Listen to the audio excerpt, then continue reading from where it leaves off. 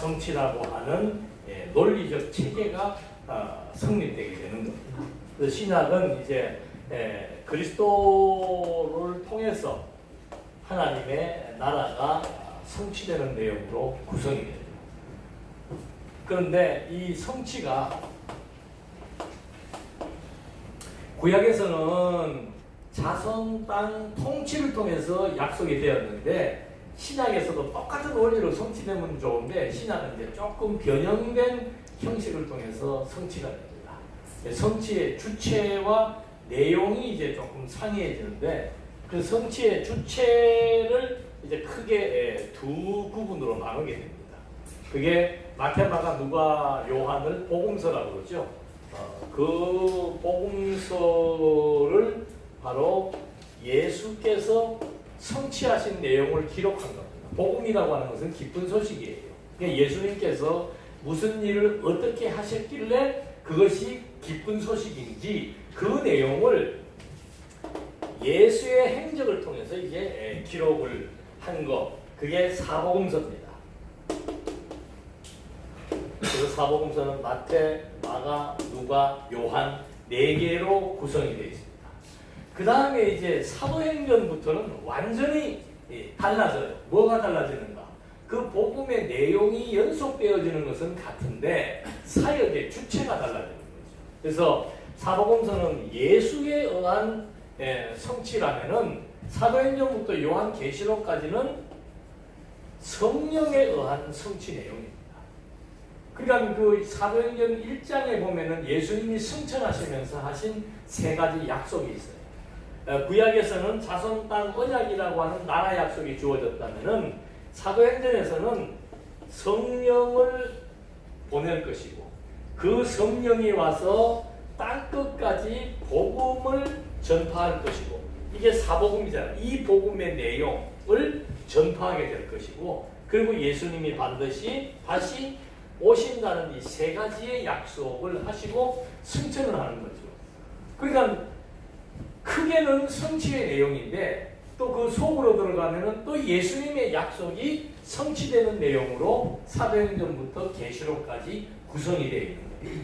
그러니까 사도행전에서는 보내시겠다고 하는 성령이 와서 이제 성령의 행적입니다. 사도행전은 성령 행정이에요. 성령이 와서 사도들을 통해서 복음을 전파하며 교회가 세워지는 내용으로 사도행전이 구성이 됩니다. 그 다음에 로마서부터 성령의 행적이 있고 그 다음에 성령의 교훈이 있습니다. 성령이 하는 일은 교훈이에요. 요한복음에서 예수님이 밝혀줍니다. 내가 보혜사를 보내겠다. 그 보혜사가 하는 일은 뭔가? 보혜사는 진리에 대하여 증거한다. 그 진리는 그리스도를 의미한다. 그리고 그 성령은 내게 대하여만 증거하고 내게 배운 것, 내가 가르친 것을 증거하는 것이 성령의 역사이다. 이 성령이라고 하는 것은 하나님의 영이죠. 이 하나님의 영은 이미 창조 때부터 같이 역사를 하신 영입니다. 하나님의 영이 수면 위에 운행하더라라고 하는 창세기 1장에 나타나 있는 역사처럼 이미 그때부터 하나님의 영 성령은 사역을 했고 하나님께서 기름을 부을 때 이미 그 영이 기름 붓는 대상들에게 임해서 역사하게 하는 일들이 있었는데 이제 그것이 예수님이 오셔서 행적을 보여주신 것과 성령이 오셔서 성령의 사역의 내용이 이제 구분이 되면서 신약의 내용이 실체적으로 열리게 되는 겁니다. 구약은 그림자예요. 하나님의 나라에 대한 그림자입니다. 신약은 뭔가 하나님의 나라가 실체적으로 성취되어지는 내용이 신약의 내용이에요. 그래서 성령의 행적으로 구성된 것이 사도행전이고 이제 성령이 예수님의 예언대로 교훈을 하는데 그 교훈의 양식이 있습니다. 그 교훈으로 말미암아 이제 교회가 양육이 됩니다. 그 다음에 그 교훈으로 말미암아 교회가 진리로 무장을 합니다. 그 다음에 그 교훈을 갖고 교회가 투쟁을 하게 됩니다.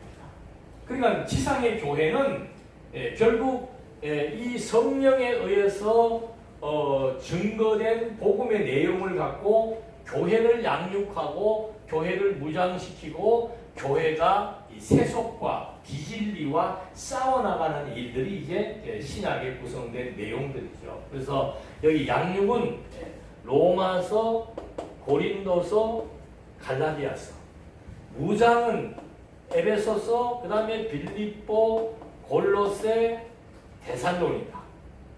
그 다음에 이 투쟁의 그 패턴들이 있지요. 세 가지입니다. 첫 번째는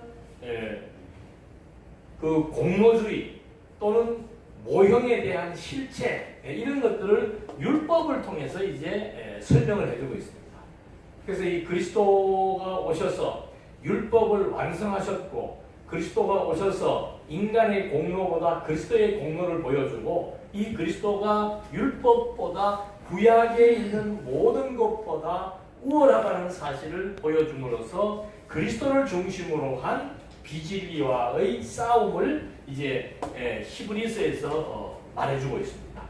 그 다음에 야고보와 베드로서는 세속과의 싸움을 의미하는 겁니다. 그러니까 교회는 끊임없이 싸우는 거예요. 육신적인 싸움을 하는 것이 아니고 진리 싸움을 하는 겁니다. 그리스도의 우월성을 증거하는 것, 그 다음에 세속 가운데서 야고보는 빈부와 싸우는 것이고, 베드로서는 세속의 시련과 싸우는 거죠. 거기에 대한 가치가 종말이라고 하는 것을 제시해 주면서 교회 성도들로 하여금 견고하게 만들어 나갑니다. 그 다음에 제일 마지막에 있는 것이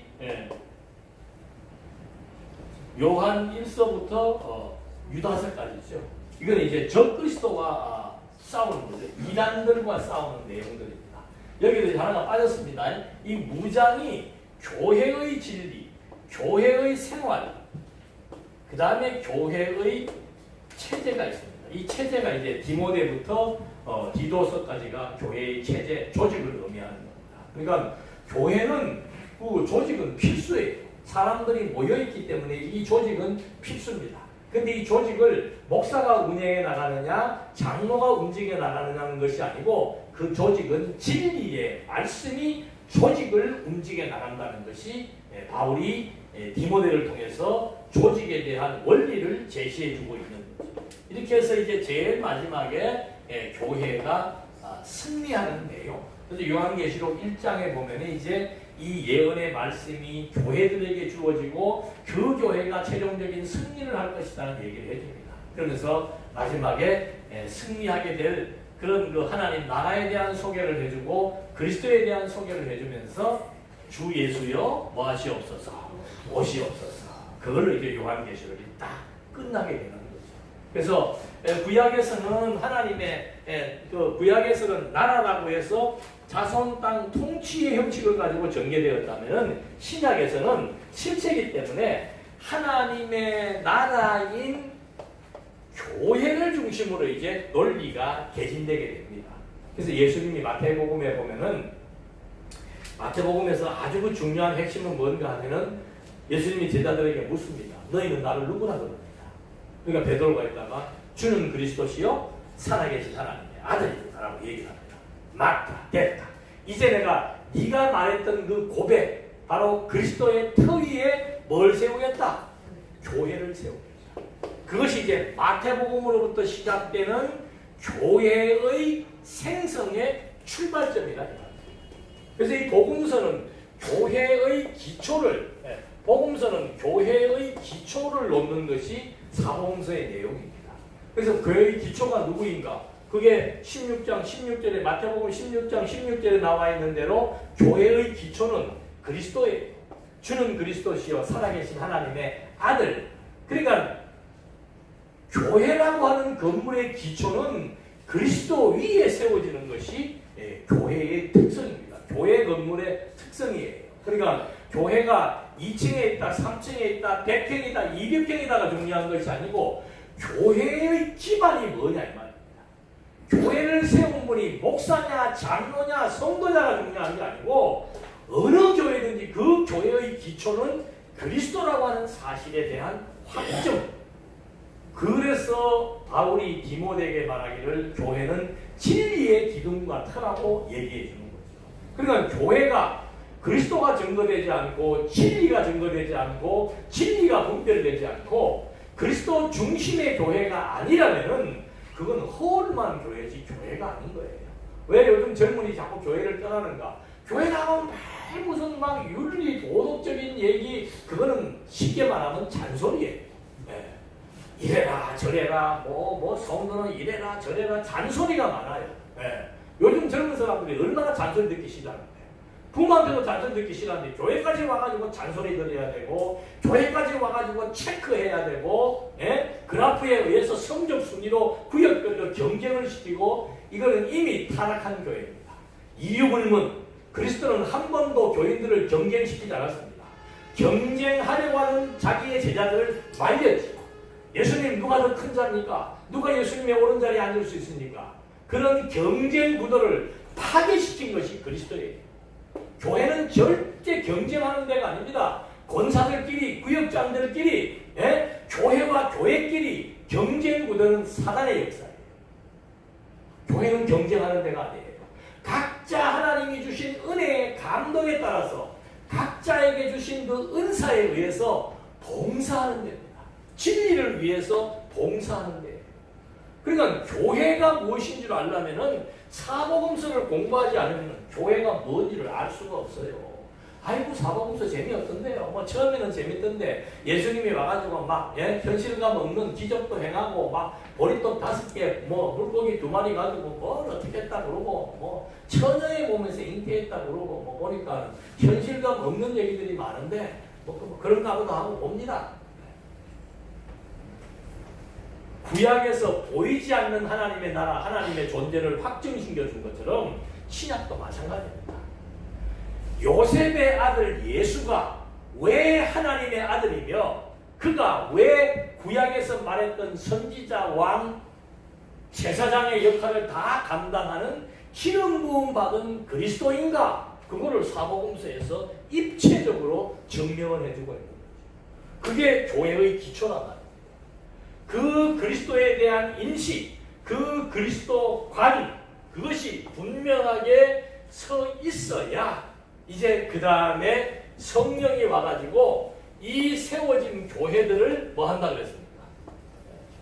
성령의 행적으로 이 예수가 그리스도라고 하는 복음의 핵심을 전파하게 됨으로써 복음이 전파되는 곳곳마다 교회의 기초에 의해서 교회가 세워지게 된다는 거죠. 그러니까 교회가 세워진다라고 하는 것은 이거 지금 우리 이사해가지고 설립기념, 이사기념으로 하는 거잖아요. 좋아요, 멤버는. 그렇지만 여러분들이 잊지 말아야 될 것은 뭔가 하면은 이 교회는 2층이다, 3층이다, 내 집이다가 중요한 게 아니에요. 이 교회의 기반이 얼마나 견고한지가 중요한 겁니다.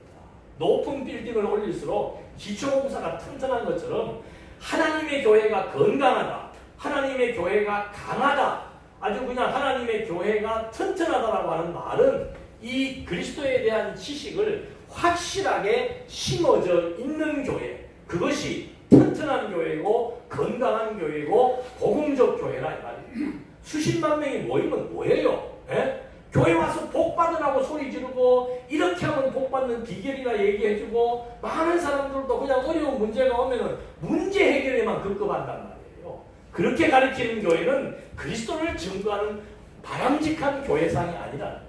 그래서 성령이 와가지고 예수가 왜 그리스도인지를 성령이 사도들을 통해서 계속 전파하게 하는 겁니다. 그래서 예루살렘에 성령이 강림해가지고 120문도에게 성령이 임해서 그 사람들을 토대로 해서 복음이 예루살렘, 유대, 사마리아 땅끝을 향해서 복음이 막 전파되게 되니까 복음의 씨앗이 떨어지는 곳곳마다 왜 교회가 서지는가? 그 복음의 씨가 바로 그리스도이기 때문에 그리스도가 증거되는 곳곳마다 교회가 세워지는 역사의 행적이 사도행전의 내용이라는 말입니다. 굉장히 역사적이고 리얼해요. 예. 그렇게 내맞고 고난당하고 고문당하고 압박을 당해도 이상하게 예수가 그리스도라는 내용만 증거하게 되면은 2명, 3명이 모이기 시작하고 10명, 20명이 모이기 시작하고 어떤 데는 막 수천 명씩 모이기 시작하면서 교회가 무엇인지, 어째서 요셉의 아들 예수가 그리스도이며 그가 하나님의 아들이고 그가 세운 하나님의 나라인 교회가 왜 존재해야 되며 그 하나님의 나라가 무엇인지에 대해서 바울은 마지막에 감옥에 있으면서까지도 계속해서 오는 사람에게 주 예수 그리스도와 하나님 나라에 대해서 가르치더라 그랬다 말이죠. 그게 사도행전의 내용이에요. 그래서 교회가 이제 설립이 됐잖아요. 예? 곳곳에 설립이 됐잖아요. 그렇게 설립된 교회의 운동이 지금 광주에도 지금 그대로 지금 진행되고 있는 거예요. 제가 어제부터 오늘까지 계속 지금 무슨 얘기합니까? 하나님 살아계시고 이제는 예수가 왜 그리스도인지에 대해서 증명하고 있는 겁니다. 이게 교회가 설립되어진 교회가 자라나게 되는 아주 중요한 영양제가 이 말입니다. 일반 육체는 음식을 먹으면 살 수 있습니다. 그런데 성도들의 영혼은 이 진리의 말씀을 먹지 않으면 영혼이 건강해지지 않고 영혼이 성장하지 못한다는 거죠. 그래서 교회는 끊임없이 하나님의 말씀만 선포돼야 됩니다. 왜 예수가 그리스도인지를 가르쳐야 되는 거예요. 그래서 그렇게 가르치기 위해서 이제 로마서, 고린도서, 갈라디아서의 내용이 이건 기초적인 복음의 내용입니다. 그러니까 로마서 1장 1절에 복음이란 무엇인가가 나오잖아요. 네. 여기에서 증거된 복음, 사복음의 내용, 그 예수가 그리스도라고 하는 복음에 관한 내용이 로마서에서 나오게 됩니다. 그래서 이 로마서는 복음의 원리를 설명해 주고 있습니다. 복음의 원리. 도대체 그 복음이라고 하는 것이 뭔가? 예수가 그리스도로 왔는데 그가 진짜 그리스도인지 하나님의 아들인지를 어떻게 알 수 있는가? 봐라. 로마서 1장 3절에 보니까 그는 다윗의 혈통으로 왔다. 다윗의 혈통은 어제 우리 공부한 대로 다윗은 왕조입니다. 왕조. 이스라엘을 세워나가는 왕의 지파입니다. 그게 다윗은 기름을 부은 왕의 지파란 말입니다. 그러니까 예수는 누구인가? 다윗의 혈통을 따라서 왔고 또 한 가지는 하나님의 아들이다. 다윗은 유다 지파의 왕이며 또 한 가지는 하나님의 아들이다. 하나님의 아들인 걸 어떻게 알 수 있느냐? 그래서 보여준 게 뭐라고 그랬습니까? 죽음에서 부활한 거예요. 그는 죽음에서 3일 만에 부활하사 하나님의 아들로 확정되었다. 그게 복음의 서론적 명제를 밝혀주고 있는 거라. 복음이란 뭔가? 아, 예수가 다윗의 혈통으로 왔다. 그리고 그가 죽음에서 부활했다. 그 사실을 어떻게 믿을 수 있느냐가 중요한 내용이에요. 그래서 신약을 공부하고 구약을 공부하는 거예요. 우리 예수님 만난 적 없잖아요. 네? 더군다나 예수의 부활을 보신 분이 있습니까? 한 사람도 없어요. 그걸 어떻게 믿을 거예요? 구약도 마찬가지예요. 하나님이 이스라엘 역사를 주도해 나가시는데 하나님은 볼 수도 없는 분이에요. 하나님을 어떻게 믿을 거예요? 하나님을 어떻게 믿을 것이며 예수가 죽음에서 부활했다라고 하는 이 우주에 있어서 한 번밖에 없던 이 사건을 도대체 본 적이 없는데 어떻게 믿을 거냐 이 말입니다. 부활이 믿어지세요? 부활이 믿어져요? 아이, 그런 거 믿어야죠. 그러니까 믿음이 흔들리는 거예요. 기독교는 확신입니다. 네. 다시 한 번만 물어봐 주십시오. 부활이 믿어집니까? 아멘. 완전히 유도하구만. 부활이 믿어지려면 최소한도 사복음서라도 공부를 해야 돼요. 철저하게 해야 돼요. 아마 제가 알기로도 우리 조 목사님은 성경만 계속해서 가르치는 줄로 알고 있어요. 왜 그러는가? 아이고 좀 다른 소리도 좀 하지. 뉴스도 얘기해주고 뭐 일본 얘기도 하고 좀 다른 나라 얘기도 하고 뭐 심리 얘기도 하고 연애 얘기도 하고 뭐 할 거리 많잖아. 그런 얘기는 유튜브에서 각 잘라서 들으세요. 건강해지는 거, 뭐 심리적인 거, 돈 버는 거, 뭐 하는 거 유튜브에 다 나와 있어요. 여기에선 강단은 예수가 어째서 하나님의 아들인가? 진짜로 그가 부활한 것이 사실인가? 그거를 입증해 주는 내용이 마태복음부터 계시록까지의 내용이에요. 그러니까 이거는 맥락적으로 성경을 보지 않으면은 여러분 로마서 하나 가지고 한 10년 해보십시오. 그것도 괜찮아. 로마서 한 권이라도 띄니까. 오늘은 마태복음 16장 1절로부터 5절 했다가 다음 주일은 창세기 12장 1절로부터 3절 했다가 그 다음 주일은 이사야 5장에서 5장 1절로부터 뭐 한 15절 했다가, 그 다음 주일은 요한계시록도 뭐 했다가. 그러나 교회에서 성도들이 한 번도 못 들어보는 설교가 뭔가 하면은 내위기. 또 요한계시록. 제일 많이 하는 게 잠언서. 그런 거. 그 다음에 신약 성경에 보면 뒤에 매일 뭐 이렇게 해라 저렇게 해라 이렇게 많잖아요. 이걸 얼마나 하기 좋아요. 그런 거를 명분 삼는 것이 그건 부분적이고 전체를 이해하기에 너무도 힘든 얘기들이야. 평생을 신앙생활해도 성경이 뭔지 알 수가 없어요. 성경이 뭔지. 지금 해외에 나가 있는 선교사들 저도 많이 만나봅니다. 그분들이 만나면 똑같이 하는 얘기가 있어요. 선교센터에서 교육을 받고 나가서 열심히 활동을 해갖고 원주민들을 모았다 이 말이에요. 모아놓고 그러니까 뭘 해야 돼? 예수가 그리스도이며 하나님의 아들이라는 사실을 그 원주민들에게 확증시켜줘야 되는데 나부터도 그걸 배운 적이 없는 거예요. 네? 가서 예수 믿으라고 해. 예수 믿으면 어떻게 되고 예수 믿으면 어떻게 되고 예수 믿으면 뭐 이런 것만 얘기해 놓으니까 사람들이 처음에 그런 얘기할 때는 막 그런가 보다 하고 나왔는데 좀 지나고 나니까는 안 믿어지는 걸 어떻게 해? 안 믿어지는 걸 믿음이 없다고 책망할 거예요? 그게 아니라는 거죠.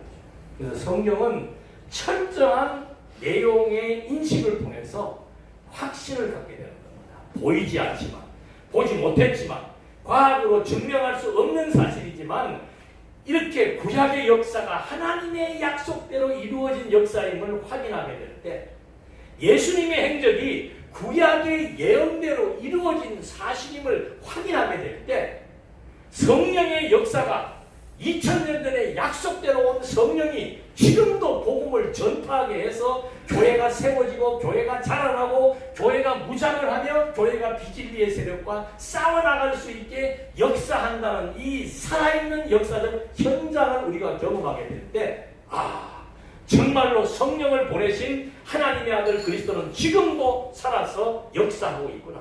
그 하나님은 하나님의 아들을 보내시겠다고 약속하신 여호와 영원하신 하나님은 영원히 우주와 만물을 다스리시는 영원하신 하나님이 분명하구나. 그런 확신신앙에 의해서 우리들의 신앙이 무장되고 살아가게 된다는 거죠. 그래서 이런 원리에 의해서 이제 로마서에서는 인간이 아담으로 말미암아 온 죄 가운데 죽어버린 인류들을 이제는 그리스도를 통해서 살려내는 역사. 이것이 복음의 원리예요. 그 다음에 고린도서는 이제 복음의 실제입니다. 복음을 접한 교회들이 많은 문제들을 일으키기 시작을 하죠. 그런데 그 문제의 해결을 제시해 주는 것이 고린도서입니다. 복음의 성질을 얘기해 주는 게 갈라디아서예요. 인간의 행위나 노력으로 우리가 구원을 받는 것이 아니고 하나님의 약속, 하나님의 의, 하나님께서 주신 믿음의 선물을 따라서 하나님의 백성이 되었다는 사실을 설명해 주고 있고, 이제 이런 원리로 쭉 전개되어지는 것이 성령의 교훈에 의한 양육무쟁 투장으로 전개되게 됩니다. 다시 한번 돌아옵니다. 자, 이 마태복음은 예수님의 직임을 통해서 예수가 그리스도라고 하는 사실, 하나님의 아들임을 증명을 합니다. 그럼 이 직임이라고 하는 것이 뭔가? 구약에서 말씀드렸죠. 구약에서 하나님께서 하나님의 신정국가를 다스려 나갈 때 세우는 직임이 뭔가 하면은 선지자, 왕, 제사장. 그들은 하나님이 세워서 하나님이 그들을 통해서 하나님의 나라인 선민국가를 다스린다는 것을 보여주기 위해서 세운 직분이다 이 말입니다. 그래서 그들을 세울 때는 기름을 붓는다는 거죠. 여러분이 마태복음이 기가 막힌 이유는 어저께도 말했습니다만 마태복음 1장 1절이 무슨 얘기예요? 아브라함부터 다윗으로 연결되는 이스라엘의 역사의 내용을 지금 설명하고 있다. 그러니까 마태복음은 그냥 마태복음으로 시작하는 게 아니고 구약의 전 역사적인 내용들을 다 가지고 와서 마태복음으로 연결시켜진 내용들이 마태복음의 내용이에요. 그래서 이 마태복음을 중심으로 전개되는 신약의 내용은 구약 성경 전체와 다 연결되어 있다는 거죠. 구약과 신약이 다른 게 아니라 말입니다. 구약과 신약이 한 권의 책으로 되어 있다는 것은 누구나 부정하지 않습니다. 성경은 한 권의 책이라고 해요. 한 권의 책이라면 구약과 신약이 연결되어 있어야 되는데 그 연결고리의 역할을 하는 것이 마태복음입니다. 그래서 마태복음의 족보를 통해서 이 예수의 출생의 기원을 밝혀냅니다. 이는 하나님의 아들이고 이는 다윗의 족보로 온 이스라엘의 유다 지파의 왕족임을 밝혀주는 거죠. 그리고서는 이의 정체성을 여기서 밝혀줍니다. 그가 어떻게 그의 족보는 무엇이며 그가 어떻게 잉태되었으며 어디에서 출생했으며 어디로 피난을 갔으며 하는 그가 모든 어린 시절의 모든 행적이 전부 구약 성경의 언약과 예언대로 이루어진 사실임을 증명해 줌으로써 예수는 진짜로 구약에서 보내기로 한 그리스도가 분명하다는 사실을 말해주고 있는 거죠. 그래서 마태복음의 내용을 보게 되면은 전부 다 모든 교훈과 사건마다 구약 성경을 인용하고 있습니다. 또 한 가지 중요한 문제는 뭔가? 왜 마태복음에서는 기름 부음 받은 그리스도를 먼저 보내겠다고 약속을 했고 그 내용을 설명하고 있는가? 왜 마태복음이라고 하는 건 신약의 첫 출발의 내용인데 신약의 첫 단추를 깨는 내용에서 왜 기름 부음 받은 삼직을 여기에서 말해주고 있냐? 그건 왜 그렇겠어요?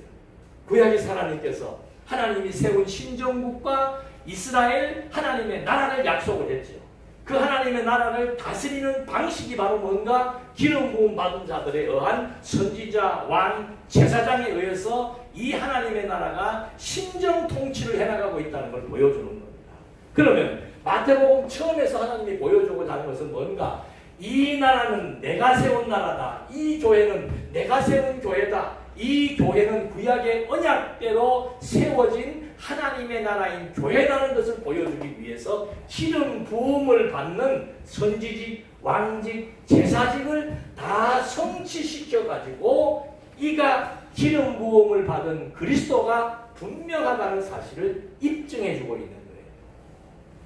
그리고 예수를 본 적이 없지만 이미 유대인들과 이방인들과 성경을 기록한 예수님의 제자들에게 성령이 임해서 그들이 예수의 행적을 보면서 이 사람이 왜 그리스도인지에 대한 증거를 제시해주고 있는데 첫 번째 증거는 이미 구약의 통치직, 하나님이 세운 나라는 하나님이 다스리는데 선지자와 왕과 제사장에게 기름을 부어 다스린다는 그 직임을 통해서 예수가 하나님의 통치직의 중심인물이며 그 예수를 통해서 구약에서 언약한 하나님의 나라가 실현된다는 사실을 증명하는 겁니다. 자, 예수가 기름 부음 받았다는 사실을 그의 족보, 잉태, 출생의 과정을 통해서 증거했습니다. 그가 이제는 장성해갖고 선지자의 직무를 담당할 때 제일 첫 번째 하는 교훈이 뭐예요? 그게 우리가 잘 알고 있는 팔복입니다. 여러분, 팔복은 8가지 복인 줄 알고 있죠? 네. 예수 믿으면 8가지 복 받는 줄 알고 있잖아요. 왜 선지자인 예수가 처음 선지사역을 시작할 때 심령이 가난한 자는 뭐가 있나요? 천국이 너희 것입니다. 자, 여기에서 복은 무엇을 의미하겠습니까? 구약에서 복은 뭐라고 얘기했어요? 나라라고 얘기했잖아요. 언약이고 나라잖아요. 그러면 예수님이 와가지고 자기가 참 선지자, 하나님의 나라의 비밀을 맡은 자이니까 처음부터 뭘 말해야 됩니까? 하나님 나라에 대한 비밀을 얘기해야 되죠. 심령이 모든 인간은 다 탐욕과 탐심에 차있지만 심령이 가난한 자로 오신 당신은 아브라함과 다윗의 족보로 오신 당신은 심령이 가난한 자로서 복 있는 자이다. 그 복은 하나님의 나라인 천국을 세울 실체라고 하는 사실을 팔복에서 말해주고 있는 거예요. 여러분, 팔복은 우리가 복 받는 비결 아닙니다. 여러분, 심령이 가난해야 복을 받습니다. 그런 소리 하는 게 아니에요. 지금 사복음서의 마태복음의 첫 단추는 기름 부음 받은 자로 오셔야 되는 당위성을 설명을 했고, 두 번째는 기름 부음 받은 자, 하나님 나라의 통치직임은 기름 부음 받은 자가 와서 하는 일이 뭔가? 하나님의 나라를 세워나가는 거예요. 그래서 8가지의 사례들을 통해서 당신이 바로 복의 주체이며 하나님 나라인 교회의 진정한 주인이라고 하는 사실을 증거하게 됩니다. 그리고는 선지직에서 율법과 이런 것들을 다 보여주고 그 다음에 왕직에 들어가서 아까 말씀드린 대로 왕직의 핵심 내용은 뭔가? 너는 나를 누구라 그러느냐? 주는 그리스도시요 살아계신 계신 하나님의 아들입니다. 그래, 내가 네가 고백한 그 위에 교회를 세우겠다. 그러면서 베드로에게 뭘 준다 그런 거예요? 천국 열쇠는 그냥 열쇠가 아니에요. 천국은 뭡니까? 하나님의 나라예요. 그 교회가 하나님의 나라와 일치한다는 것을 증명하는 열쇠를 주겠다. 교회가 열쇠를 열면은 하나님 나라의 문이 열리고 교회가 열쇠를 잠그면은 하나님 나라의 문이 잠긴다. 고로 교회와 하나님의 나라는 천국 열쇠인 그리스도를 중심으로 해서 하나라고 하는 사실을 제시해 주는 것이 천국 열쇠라. 그 천국 열쇠를 주겠다고 말하고서는 이제 당신이 천국의 주인임을 증거하는 내용으로 끝이 나요. 그 다음에 마지막에 제사직은 뭔가?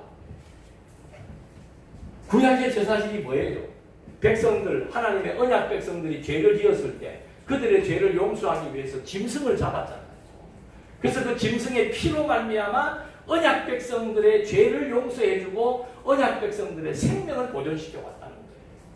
근데 이제는 당신이 바로 기름 부음 받은 제사장으로서 당신이 직접 짐승을 잡는 게 아니고 당신의 피를 바치겠다 이 말입니다. 그게 십자가의 죽음이에요. 내 피를 바치고 내가 다시 부활함으로 말미암아 내 백성들의 생명을 살리겠다는 사역이 제사장의 사역이다. 그게 마태복음에서 보여주고 있는 직임을 통해서 예수가 어째서 하나님의 아들이며 그리스도인지를 증거해 주고 있지. 그 다음에 마가복음에서는 그냥 바로 마가복음 1장 1절에 예수 그리스도 복음은 하나님의 아들 예수 그리스도 복음의 시작이다. 그러니까 복음의 시작은 뭔가? 하나님의 아들 예수 그리스도로 시작한다는 거예요. 이 말을 왜 밝힙니까? 복음의 주체는 하나님의 아들이에요. 여기서는 기름 부음 받은 자였습니다. 누가 마가복음은 뭔가? 하나님의 아들이에요. 왜 하나님의 아들이 복음의 주체가 되는가? 그래서 구약을 모르면 안 되는 겁니다. 하나님이 아담을 창조할 때 하나님의 형상과 하나님의 생기로 창조했잖아요. 아담은 오실자의 표상이에요. 아담이 하나님의 아들이기 때문에 하나님의 생명의 기운으로 존재하는 것이고 그 아담 안에 하나님의 DNA가 있다는 것처럼 바로 그 아담이 하나님의 아들로 창조하신 것은 둘째 아담 그리스도가 하나님의 아들로 오실 것에 대한 약속이라. 그래서 당신이 역사적으로는 기름 부음 받는 통치직을 통해서 그리스도임을 증거해 주었고, 두 번째는 내가 하나님의 아들임을 증거해 주는데 어떻게 증거해 주는가? 하나님의 아들이 고향에서 배척받습니다. 이미 선지자들이 다 예언한 거예요. 이사야도 예언했고. 우리가 생각할 때 만약에 하나님의 아들이 이 동네 왔다고 이러면 어떻게 할래요? 제가 만약에 비유가 적절하지 않지만 하나님의 아들이라고 이러면 어떻게 하겠어요? 이제 앉아 있겠어요. 설교는 뭔 설교 지금 내 옷은 다 찢어졌어요. 근데 이상하게 하나님의 아들을 그 고향에서 뭐 합니까? 배척. 그래, 하나님의 아들이 고향에서 배척받는 것이 이사야서에 예언이 되어 있어요. 그리고는 배척받는 걸로 끝나는 게 아니고 도리어 죽음에서 부활하고 하나님의 보좌 우편에 앉음으로써 하나님의 아들이 확실하다라고 하는 신분의 변화를 보여주고 있다. 왜 유대인들, 애굽의 노예 생활하는 유대인들을 신분 변화를 시켜서 하나님의 아들로 인정해 주는 겁니까? 바로 예수가 하나님의 아들로 오셔서 그의 신분이 배척받는 신분에서 영광의 신분으로 바뀐다는 사실을 증거하기 위한 하나의 사건이라. 하나님의 아들임을 입증하는 것은 너무도 중요한 겁니다. 자, 구약과 연관된 기름 부음 받은 직임이라고 하는 것 증명했습니다. 그 다음에 하나님의 아들임을 선포하는 대로 동네에서 배척받고 무시당하고 십자가에 죽으시고 부활한 다음에 하나님이 계시는 보좌 우편에서 지금 나라를 치리하고 있다는 것이 마가복음의 마지막 장에 기록된 내용이에요. 마가복음에만 나옵니다. 하나님 보좌에 같이 있다는 것은 하나님의 아들 아니면 어떻게 그 보좌는 황제가 앉아있는 그 책상입니다. 그 하나님 아니고는 아무도 못 왔는데 아들만이 앉을 수 있는 특권이 있는 거죠. 그래서 마지막에 예수님이 승천해가지고 보좌 우편에 있는 것을 증거해 주고 있습니다. 그 아들이 백성을 보낼 때 너희는 표적으로 이제는 복음을 전가하라고. 다른 데서는 그렇게 얘기 안 해요. 너희는 내가 너희에게 주는 그 능력의 표적으로 복음을 전거해라. 왜? 내가 하나님의 아들이니까. 하나님의 아들의 권세를 너희에게 주어서 너희들이 다니면서 만민에게 복음을 전파할 때 엄청난 표적과 기적이 나타날 것이다. 그것도 하나님의 아들을 증명하는 겁니다. 그러면 이 하나님의 아들이 와서 무슨 일을 하는가? 그게 누가복음의 내용입니다. 하나님의 아들이 와서 이제는 기름 부음 받은 자로 오신 하나님의 아들, 그냥 하나님의 아들인 신분의 변화를 통해서 입증해 주었고, 그 아들이 와서 하는 일이 뭔가? 하나님의 나라를 세워나가는 실제적인 사역을 누가복음에서 말해주고 있는 겁니다. 그래서 예수님이 출생할 때, 다른 데는 그런 말이었습니다. 예수님이 출생할 때 누가복음에는 보면 구원의 뿔이 났다, 하늘에는 영광이요 땅에서는 막 평안하다는 막 그런 찬양을 하는 이유가 뭔가? 하나님의 아들이 와가지고 하나님의 나라를 세운다는 것이 이제는 누가복음에서 증거되게 되는데, 그래서 이 누가복음도 읽으면 재밌어요. 누가복음에만 있는 내용이 뭔가 하면은 예수님의 우편 강도, 두 명의 강도 중에서 한 명은 빈정거리고 한 명은 그가 하나님의 아들인 줄 알고 내가 당신을 믿겠다고 얘기하니까 너는 오늘 나와 같이 어디에 있으리라? 낙원에 있었어요. 하나님 나라를 증거하는 하나의 패턴이에요. 그렇게 하나님의 나라를 증거하시면서 이제는 성전을 떠나지 마라. 내가 너희에게 이 하나님의 나라를 증거할 수 있는 성령을 예루살렘 성전 지역에 보내주겠다 하고 약속을 하고 가시는 데요. 기름 부음 받은 삼직을 통해서 그리스도를 입증했습니다. 하나님의 아들의 신분을 증명해 주었습니다. 그 아들이 하시는 사역, 하나님의 나라를 소개해 주었습니다. 그러면 자, 예수가 기름 부음 받은 하나님의 아들로서 하나님의 나라를 세웠는데 그분이 가지고 있는 그 본질적인 성질은 어디에 있는가? 그가 가지고 있는 신의 성품은 무엇인가? 그를 우리가 신이라고 입증할 수 있는 유일한 수단은 뭔가? 그게 바로 그의 본성인 생명을 증거해 줍니다. 그러니까 요한복음의 전체 내용은 전부 영생에 관한 얘기가 나옵니다. 1장에서 태초에 말씀이 계셨는데 기호부터 다릅니다. 마태의 기호는 아브라함과 다윗으로 나와요. 마가는 그냥 하나님의 아들임을 얘기합니다. 누가는 이루어진 사실에 의해서 족보를 얘기하되 요셉으로부터 하나님까지 올라갑니다. 근데 요한복음은 그의 본성이 하나님인데 하나님만이 하실 수 있는 그런 유일한 일이 바로 뭔가 하면은 생명을 주관하는 일이다. 그래서 하나님의 아들임을 증거하는데 태초 영원한 세계부터 본성은 영원한 본질을 의미하는 겁니다. 영원한 세계에서 존재했던 말씀 하나님, 그가 바로 예수인데 그는 모든 만물을 창조하신 자인데 모든 만물을 창조한 그 안에 무엇이 있었다? 생명이 있었다. 그러면서 하나님의 아들이 인간의 몸을 입고 이 땅에 와가지고 하시는 말씀이 뭔가? 하나님이 세상을 이처럼 사랑하사 독생자를 주셨으니 이는 저를 믿는 자마다 멸망치 않고 뭐예요? 영원한 생명을 얻게 하려고 합니다. 그래서 3장으로 넘어가면 니고데모에게 그렇게 얘기한다. 사람이 거듭나지 않으면 하나님의 나라를 볼 수 없다. 사람이 거듭나지 않으면 예수 하나님의 아들 그리스도임을 만날 수가 없다는 얘기를 해요. 거듭나는 게 뭡니까? 얼마 줘야 됩니까? 라고 얘기하니까 거듭나는 것은 하나님의 생명을 얻는 것을 의미하는 것이다 라고 말을 건네죠. 그리고는 4장에 가가지고는 당신이 영원한 생명수임을 얘기해주고 거듭나고 중생한 영혼이 새 생명을 얻고 하나님과 신령한 제사를 드린다는 얘기가 4장에 나오는 겁니다. 그리고는 5장에 가면은 유명한 오병이어의 표적.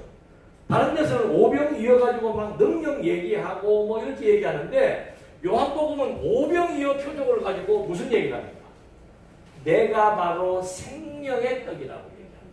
그러니까 이 마태복음은 모든 사건과 교훈마다 구약의 예언의 내용들을 인용했는데 요한복음은 모든 사건과 교훈마다 내가 바로 생명이라는 말을 계속해서 해주고 6장에서도 막 7장에서는 생명수임을 얘기해주고 뭐 눈먼 자를 고치면서 선한 자들은 뭐 영원한 생명을 얻고 뭐 얘기 쭉 해주고 마지막 11장에 마지막은 아니죠. 11장에 와가지고는 나사로가 죽기까지 기다렸다가 죽은 나사로를 살리시면서 하시는 말씀이 뭐예요?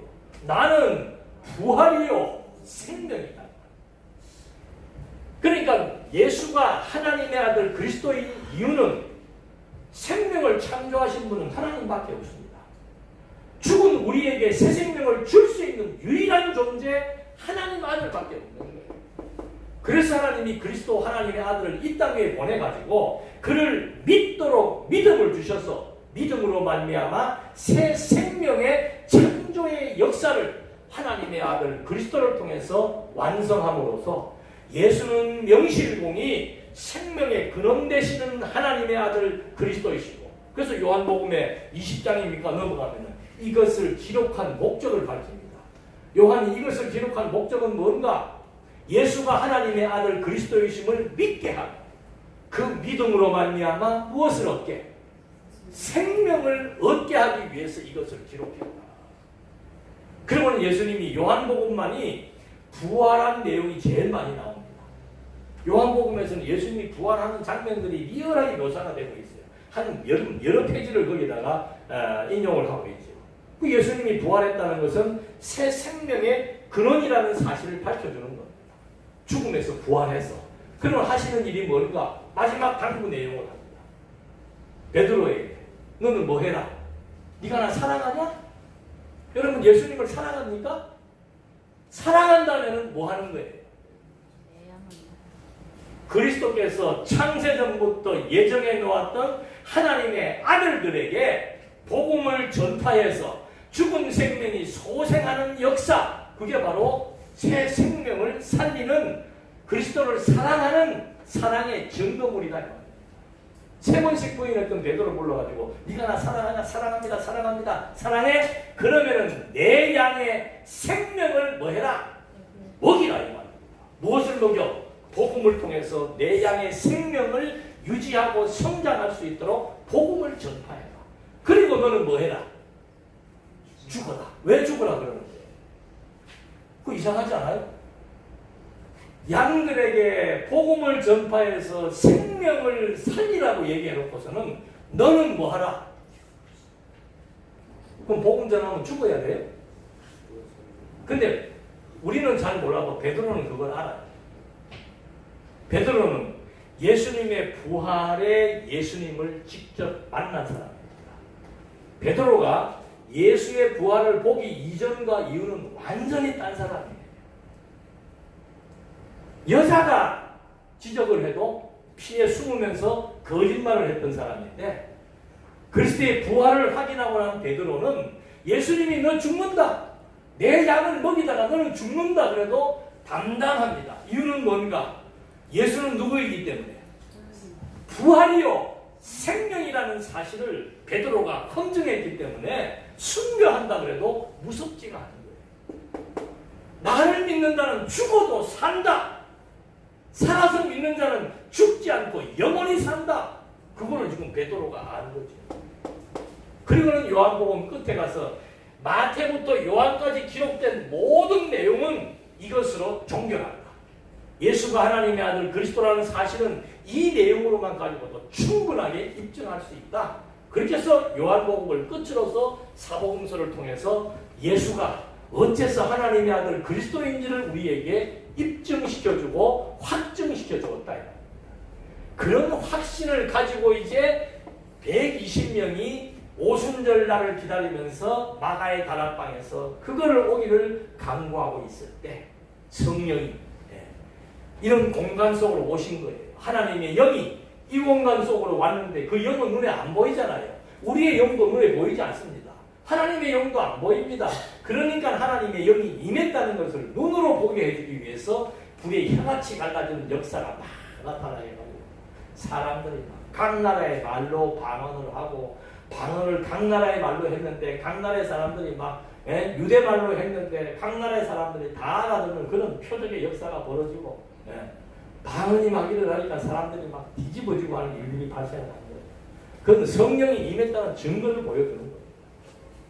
그래가지고 거기에서 이제 막 불이 붙기 시작한 베드로가 복음을 전파하고 요한이 복음을 전파하고 어디에서?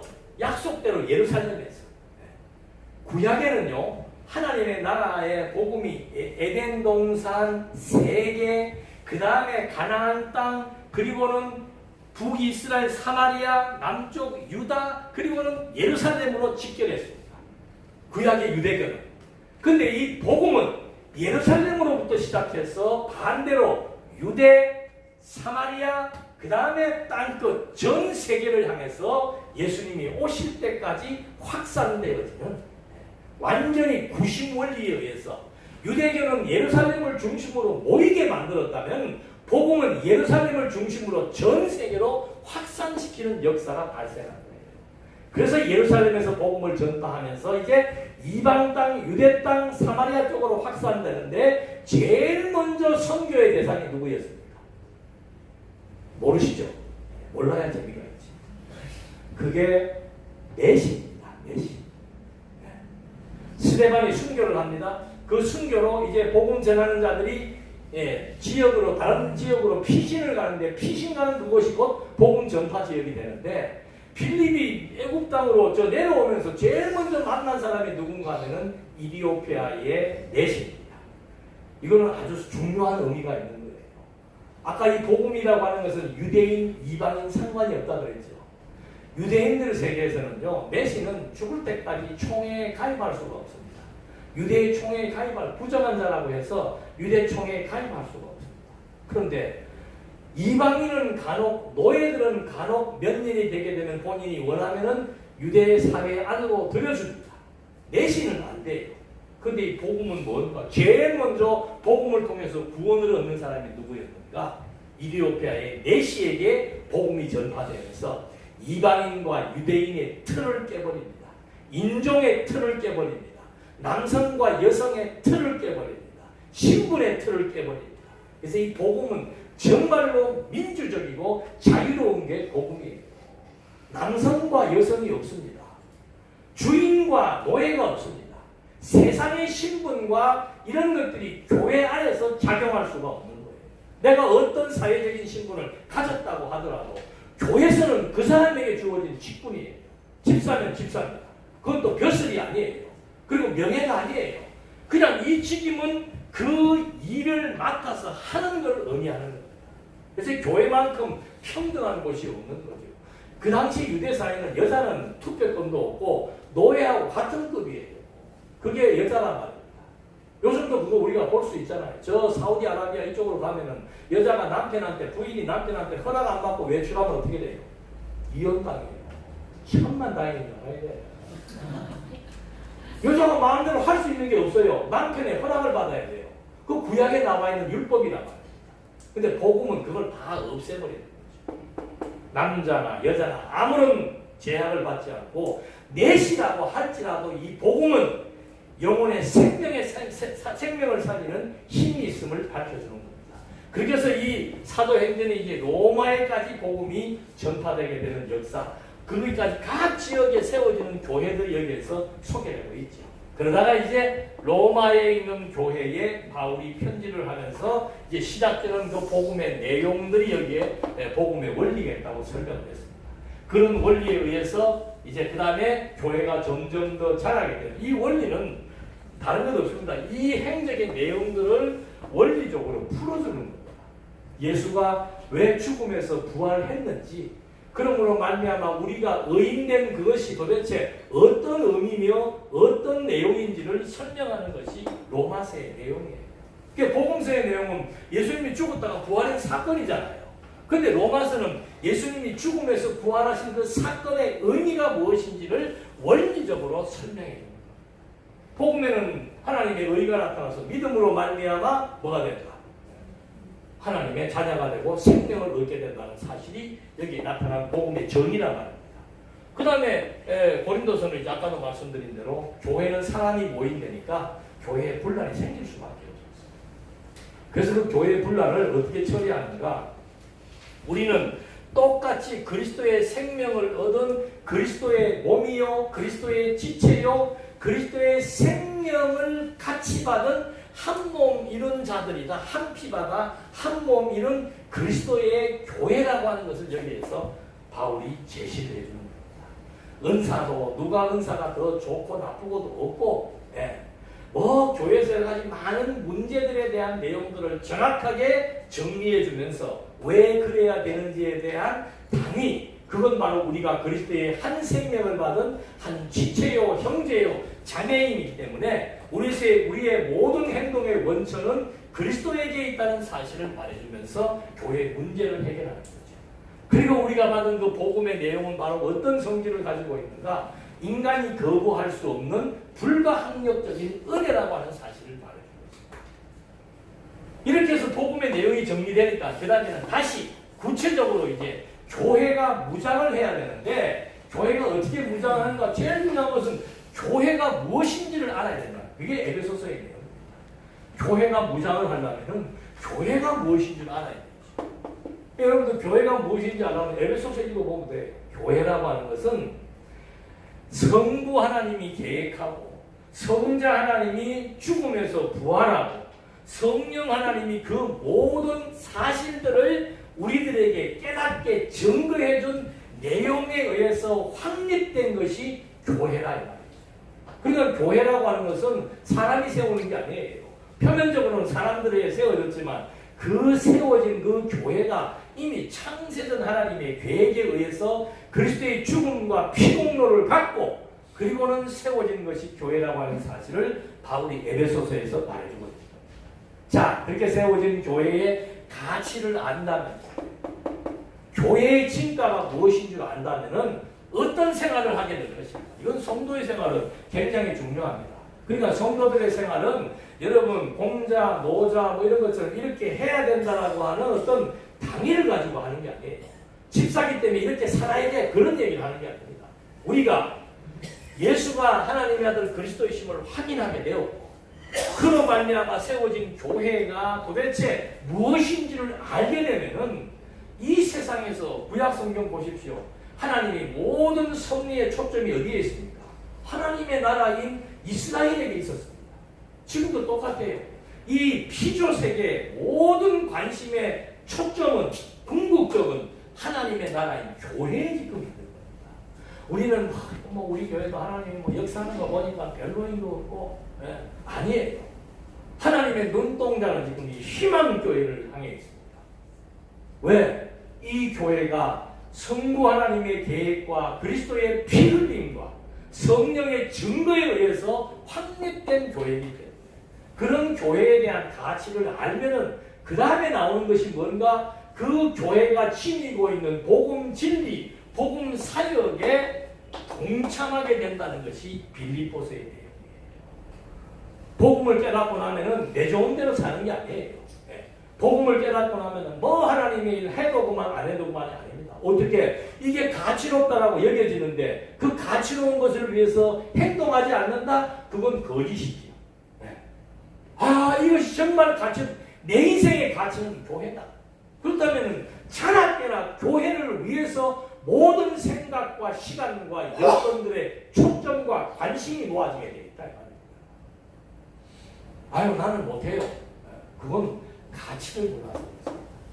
더군다나 교회의 가치를 모른다는 것은 예수가 그리스도라고 하나님의 아들이라고 하는 사실에 대한 확증이 약해서 그렇습니다. 그렇다고 해서 구원 못 받는 건 아니고 믿음이 약해서 그런 겁니다. 그러니까 그 믿음이 강해지는 가치에 대한 발견은 반드시 그 가치를 따라서 행동하게 돼 있지요. 그래서 야고보 선생이 뭐라고 그럽니까? 행함이 없는 믿음은 죽은 믿음이다.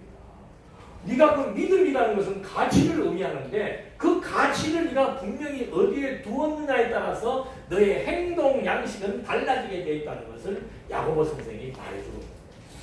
저는 여러분에 대해서 아무런 사전 지식이 없습니다. 제가 여기 와서 여러분들에게 무슨 행동을 강요하고 뭐 하겠습니까? 나하고 아무 상관도 없는 일인데 여러분들의 행동을 촉발시키기 위해서 이 말을 하는 거예요. 가치를 깨닫게 되면 여러분 그렇지 않아요? 뭔가 인생을 살면서 내가 뭐 정말 가치 있는 일 하나 뭐 찾을 수 없을까? 내가 정말 목숨을 던지면서 이것이 절대 가치라고 여기는 그거를 좀 한번 찾고 싶지 않아요? 저는 20대 때 그것 때문에 엄청 방황을 했습니다. 나중에는 죽고 싶기까지 했어요.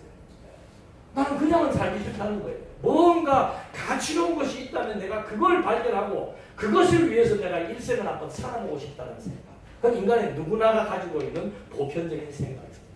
그 가치를 바로 우리는 복음을 통해서 성령이 오셔서 그 가치를 깨닫게 해준 거라 이 말입니다.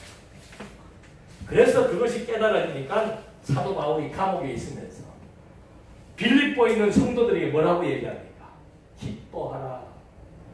내가 다시 말하오니 기뻐하라. 그게 말이에요. 감옥에 있으면서 언제 죽을지도 모르고 언제 풀릴지도 모르고 빌립보에가 연락을 해가지고 야 변호사 빨리 선임해라. 이번에 갓 퇴직한 유명한 검사 변호사나 선임해가지고 빨리 풀어줘. 이래야 정상인데 도리어 감옥에 있으면서 감옥 밖에 있는 사람들에게 기뻐하라. 내가 다시 말하오니 기뻐하라. 너희들이 나를 위해서 후원해준 그 후원금이 나에게는 감옥에서 기쁨으로 살아갈 수 있는 힘이 되기도 하는구나. 너희들의 그 아름답고 선한 행동의 열매 하나님이 보신다. 하나님이 칭찬하실 것이다. 격려하고 위로하는 것. 동일한 가치를 가지고 어디에서 어떤 환경에 처해 있든지 간에 그 가치에 대한 농도가 같다면 함께 주어진 여건 속에서 그 가치를 위해서 일할 수 있다. 그건 선봉에 서서 할 수도 있고, 여러분 독립운동이 벌어지면 폭탄 들고 나가는 사람도 있고, 폭탄을 제조하는 사람도 있고, 뭐 독립군들을 잘 숨겨주는 사람도 있고, 여러 가지가 있습니다. 각자에게 주어진 은사가 있는 거예요. 그 은사를 가치가 발견되면 그 은사를 발휘하면서 살고 싶게 된다는 얘기를 하는 겁니다. 그러면서 골로새서에 와가지고는 믿음에 대한 중요성을 얘기해 주는 거죠.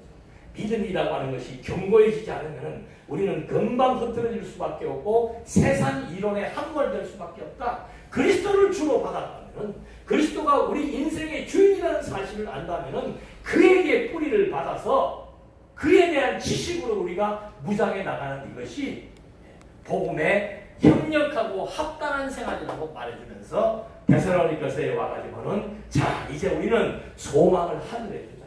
그리스도의 강림에 두자. 그래서 오늘 어떤 상황이 주어지더라도 그 소망 가운데서 선한 일을 하며 살자. 선한 일이 뭔가? 하나님의 뜻이다. 하나님의 뜻이 뭔가? 항상 기뻐하라. 쉬지 말고 기도하라. 범사에 감사. 이것이 하나님의 뜻이에요. 우리를 향하신 하나님의 뜻이다. 우리에게 소망이 있다면 콧노래가 나올 수밖에 없죠. 죽어가는 현장에 있더라도 나에게 영원한 생명의 소망이 있는 사람은 죽음의 현장에 있으면서도 얼굴이 해같이 빛난다. 암 선고를 받더라도 내 육신은 누구나가 벗는 과정을 거친다. 그것이 나에게는 암이라고 하는 과정을 통해서 주어진 것이다.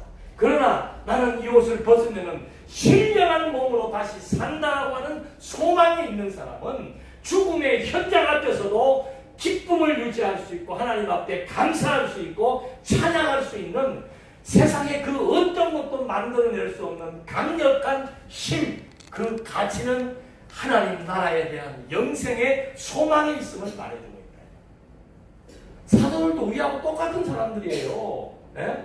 때리면 아픕니다. 굶으면 정말 배고프고 견디기 힘들어요.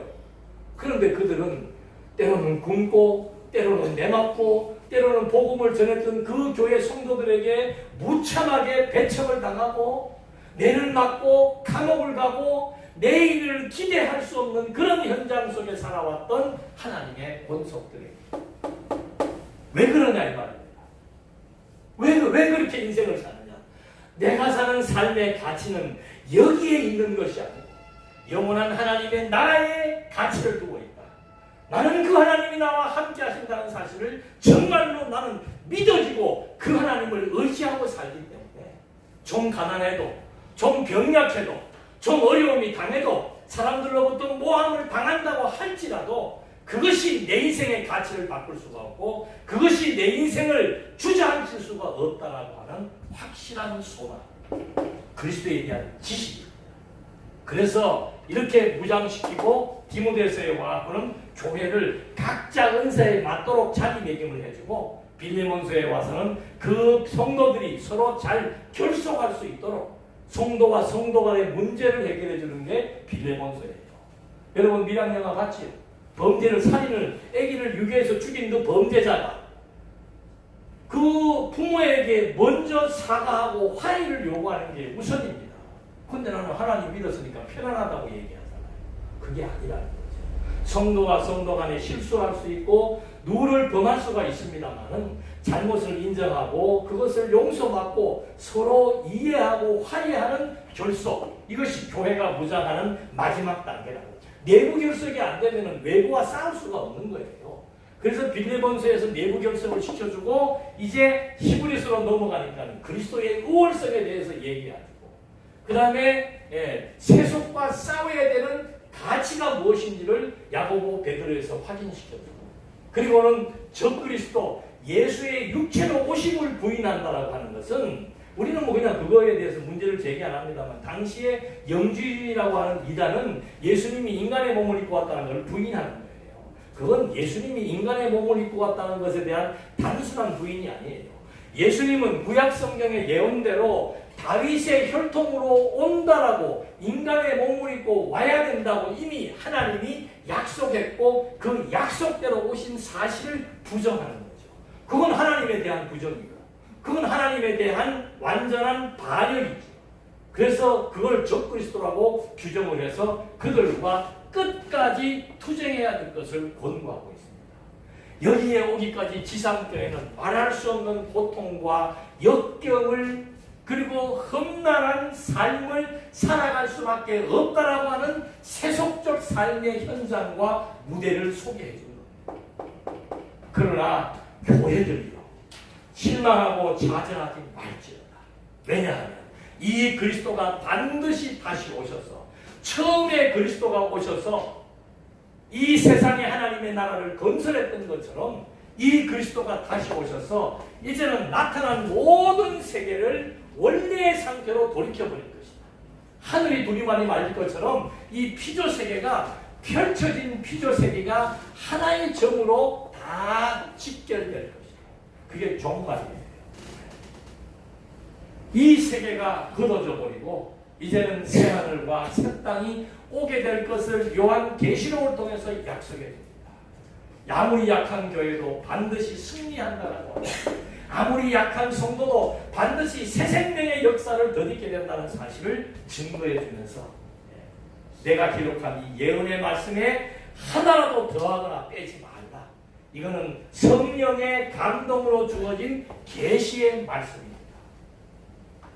온 교회가, 어려움을 겪는 온 성도들이 기대할 것은 정말 하나님의 나라가 임할 것을 소망할 수밖에 없고, 그 하나님 나라의 주체인 그리스도가 이 땅에 오시는 그날, 온 성도가 그래서 주 예수여 오시옵소서라고 하는 마지막 요한계시록의 고백의 말씀이 오늘 우리 신앙생활의 좌표가 되고, 예수가 그리스도이시며 하나님의 아들이며 하나님의 나라가 실존한다는 사실을 우리 모두에게 성령의 역사로 말미암아 믿어지게 해서 우리들로 하여금 이 보이는 세계가 다가 아닌 것을 깨닫고 여기에 가치를 두지 않고 보이지 않는 하나님의 나라에 가치를 두면서 서로 약점을 서로 담당해 가면서 함께 어깨동무를 하고, 약한 교회지만 하나님의 교회임을 알고 하나님의 은혜의 영광을 찬양하며 살아갈 수 있는 우리 모두가 되기를 다시 한번 당부드립니다. 기도하시겠습니다.